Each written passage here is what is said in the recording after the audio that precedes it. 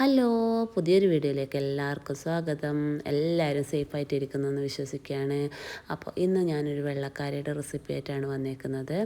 അപ്പം നല്ല അടിപൊളി ടേസ്റ്റായിരുന്നു. അപ്പോൾ അതെങ്ങനെ ഉണ്ടാക്കുന്നത് നോക്കാം. ഇത് ബാക്കി വന്ന ദോശമാവ് കൊണ്ടാണ് ഉണ്ടാക്കുന്നത്. ഇത് തലേന്ന് അരച്ച് ഉണ്ടാക്കിയ, അതായത് ഉഴുന്ന് കൂട്ടി അരച്ച ദോശമാവ് കൊണ്ടാണ് ഇതുണ്ടാക്കുന്നത്. അപ്പോൾ ആ ഒരു ദോശമാവിൽ നിങ്ങളിത് ട്രൈ ചെയ്ത് നോക്കണം. അതിനുവേണ്ടി ഞാൻ കുറച്ച് മല്ലിയില അരിഞ്ഞു വെച്ചിട്ടുണ്ട്. അതുപോലെ തന്നെ 2 പച്ചമുളകും കീറിയിട്ടിട്ടുണ്ട്.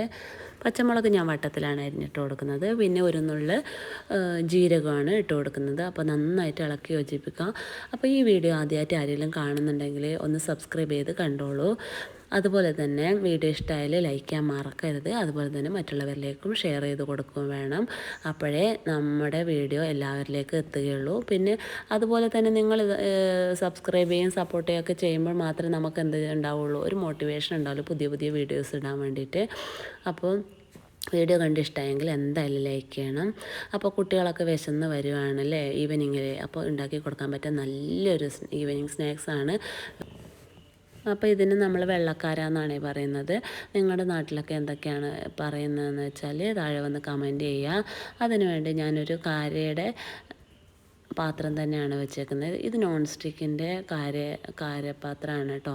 അപ്പോൾ അതിലേക്ക് ഞാൻ വെളിച്ചെണ്ണ ഒഴിച്ചു കൊടുത്തിട്ട് നോക്കുകയാണ് ചൂടായോ എന്ന്. ഇനി എല്ലാ കുഴിയിലേക്കും നമുക്ക് വെളിച്ചെണ്ണ തൂക്കി കൊടുക്കാവുന്നതാണ്. അപ്പോൾ ഇതുപോലെയൊക്കെ ഈവനിങ് സ്നാക്സ് ഉണ്ടാക്കുന്നുണ്ടെങ്കിൽ, ആരെങ്കിലുമൊക്കെ ഉണ്ടാക്കുന്നുണ്ടെങ്കിൽ താഴെ വന്ന് കമൻറ്റ് ചെയ്യണേ. അപ്പോൾ നല്ല റെസിപ്പിയാണ്, തനി നാടൻ റെസിപ്പിയാണ്. അപ്പോൾ എല്ലാവർക്കും ഇഷ്ടമാവുമെന്ന് വിചാരിക്കുന്നു. ചൂട് നോക്കി എല്ലാത്തിലും വെളിച്ചെണ്ണ ഒഴിച്ചു കൊടുക്കുന്നുണ്ട്.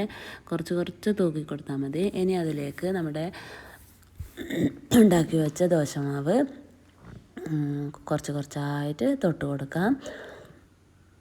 അപ്പോൾ നിങ്ങൾക്ക് കാണാൻ പറ്റും നല്ല അടിപൊളിയായിട്ടുള്ള അപ്പം വരും.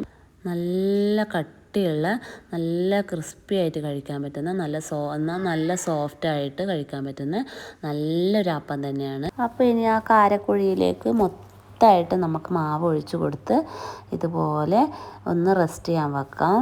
ഒന്ന് ചൂടായതിന് ശേഷമാണ് നമ്മൾ മറിച്ചിട്ട് കൊടുക്കുന്നത്.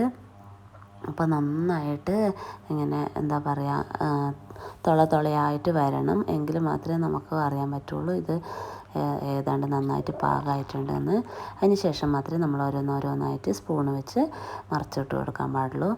ഇപ്പോൾ തന്നെ കാണാം എല്ലാം നല്ല ഷേപ്പിലായി, നല്ല എന്താ പറയുക, നല്ല സോഫ്റ്റായിട്ട് വന്നിട്ടുണ്ട്. ഇപ്പം തന്നെ അത് കണ്ടാൽ തന്നെ നമുക്ക് മനസ്സിലാവും.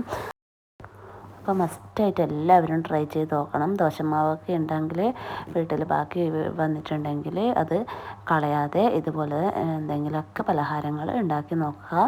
അപ്പോൾ എനിക്കറിയാത്ത എന്തെങ്കിലുമൊക്കെ പലഹാരങ്ങൾ നിങ്ങൾ ബാക്കി വന്ന ദോശമാവ് വെച്ച് ഉണ്ടാക്കുന്നുണ്ടെങ്കിൽ ഒന്ന് വീഡിയോക്ക് താഴെ വന്ന് കമൻറ്റ് ചെയ്തോളൂ. അപ്പോൾ ഇതെല്ലാം ഞാൻ മറിച്ചിട്ടിട്ട് ഒരു പാത്രത്തിൽ എടുത്ത് വെച്ചിട്ടുണ്ട്. അപ്പോൾ കണ്ടാൽ നല്ല സോഫ്റ്റായിട്ടിരിക്കുന്ന നല്ല ബോള് പോലെ നല്ലൊരു അപ്പമായിട്ട് കിട്ടിയിട്ടുണ്ട്. അപ്പോൾ എല്ലാവരും മസ്റ്റായിട്ട് ട്രൈ ആക്കി നോക്കണം. നല്ലൊരു റെസിപ്പി തന്നെയാണ്. വെറും 3 ഇൻഗ്രീഡിയൻറ്റ് മാത്രം വെച്ച് ഉണ്ടാക്കിയെടുക്കുന്നതാണ്. ബാക്കി നമ്മുടെ ദോശമാവും കൂടെ ചേർത്താണ് ഇതിലുണ്ടാക്കുന്നത്. അപ്പോൾ അടിപൊളിയായിട്ട് ഉണ്ടാക്കിയെടുക്കാൻ പറ്റുന്ന നല്ല നാടൻ. എല്ലാവർക്കും വീഡിയോ ഇഷ്ടമായെന്ന് വിചാരിക്കുകയാണ്. അപ്പോൾ പുതിയൊരു വീഡിയോ ആയിട്ട് കാണുന്നവരേക്കും താങ്ക് യു. അപ്പോൾ സബ്സ്ക്രൈബ് ചെയ്യാൻ മറക്കണ്ട.